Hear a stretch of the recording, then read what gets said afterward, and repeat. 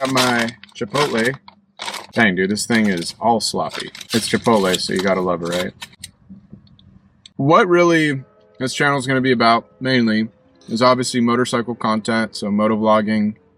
But I don't just always want to talk about motorcycles or different topics that you commonly see on YouTube. I'm also going to just talk about real life stuff while we're riding out there in the field, right?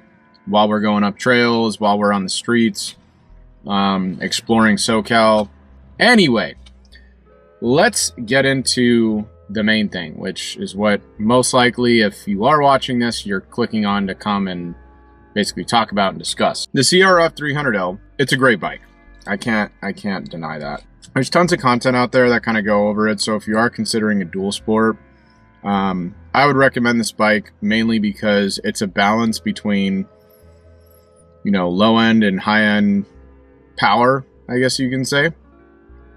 And I'm still not even fully broken into this bike yet. I only put I'm close to 300 miles on it. I've had it since end of January. I usually ride it on weekends. I rode it a few times to work and realized that I didn't really want to ride my bike to work.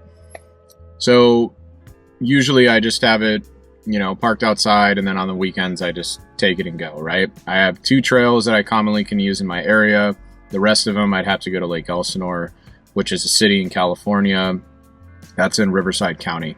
Mainly, I just use it for weekends just to kind of decompress mentally. I like to take the bike out and ride the trails and ride back roads, stuff like that. That's mainly why I bought this bike. The pros are it definitely gives you enough torque and power to be able to get up trails, hills, stuff like that. You twist the throttle just a little and it will start to go.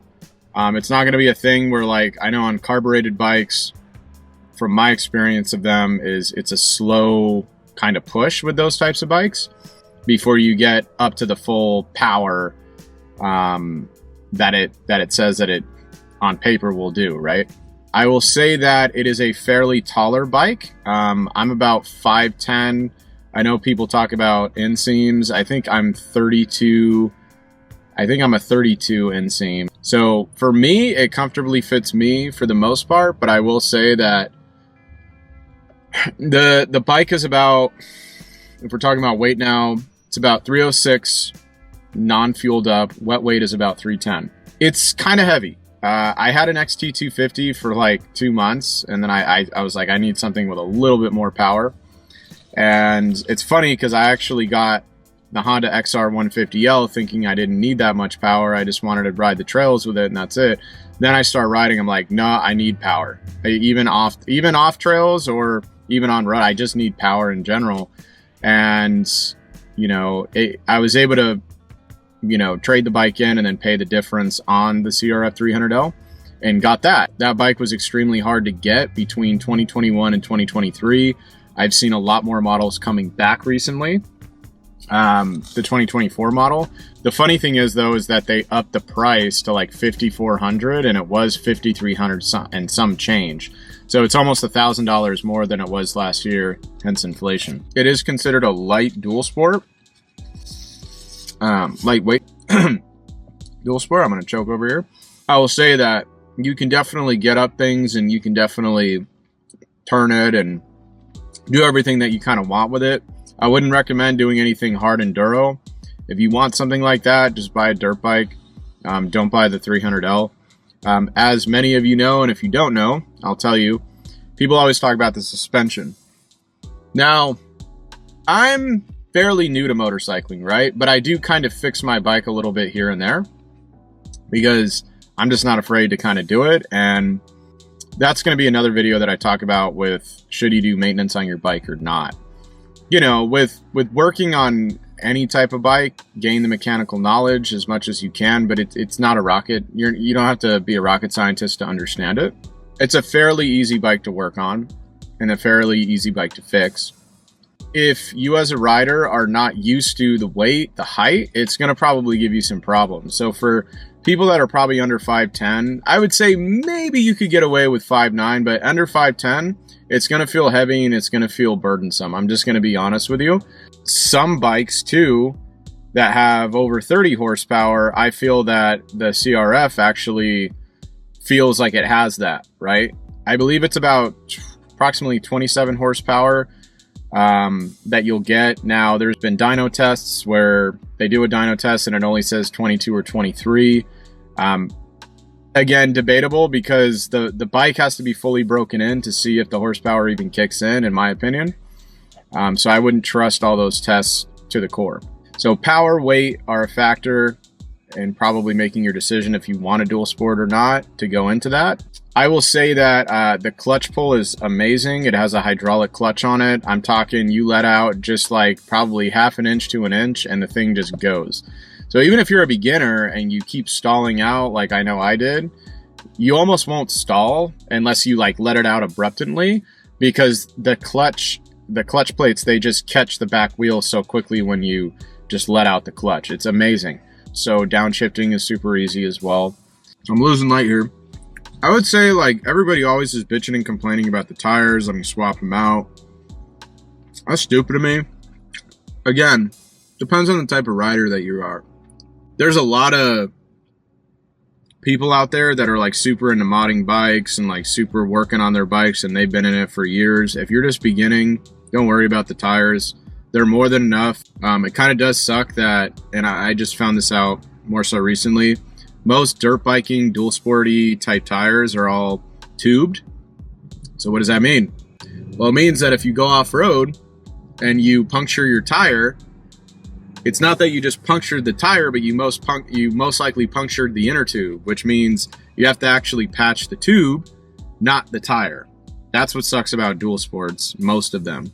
Now, you can try to find tubeless dual sporting tires out there, but I'm not sure how that market is.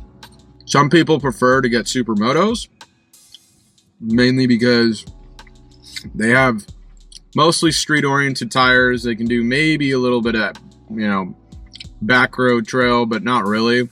But mainly people get them because they're tubeless and they're easy to fix in the field. I can't tell you, there's not enough YouTubers that probably talk about that I've seen, that I've watched, and there's many great YouTube channels with motovlogging content out there, or just moto stuff in general. But I find that there's not enough in the dual sporting world talk about that. Like when you go off-road, just know that you're always at risk of popping that inner tube. Right? And if you pop that inner tube and you don't know how to change the tire and take everything off, you run that risk. The brakes on this bike are decent. They could be better.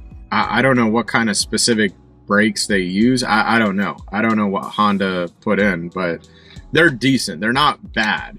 I would say comfortability on this bike is pretty solid. It's coming from the XR 150L. It had a wider seat. This seat it's definitely a little bit more narrow, but it's wide at the same time. So it's wide enough to be comfortable, especially once you break in the seat. Obviously, there's a lot of moto vlogging people, or just people out there in general, that swap out the seat for a seat concept seat. Take the seat how it is, how it was intended to be ridden. If it's bothering you that much, then yeah, you can spend the money. But I'm sorry, guys, in this economy right now, who wants to spend almost $400 on a seat? But there's plenty of people who will tell you to do it. And especially with modding, you should only do limited mods. I don't feel cramped. Gear shifting is great. The technology on the dashboard is great. It generally gives you an RPM meter, gives you a fuel gauge, gear shift indicator, gives you a time clock on there so you can set the time. If you go with the KLX 300, you're not going to have any of that stuff. The KLX 300 is great though, with suspension and power for the main part, but it lacks all the technology, right? If you go with the DRZ 400, that's even worse for technology.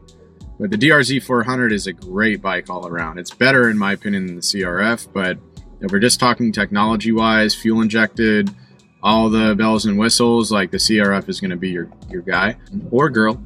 What I will say is carbureted bikes are amazing because they're built to last, they're very durable, and they're very powerful at times. Sometimes even more powerful than fuel-injected bikes.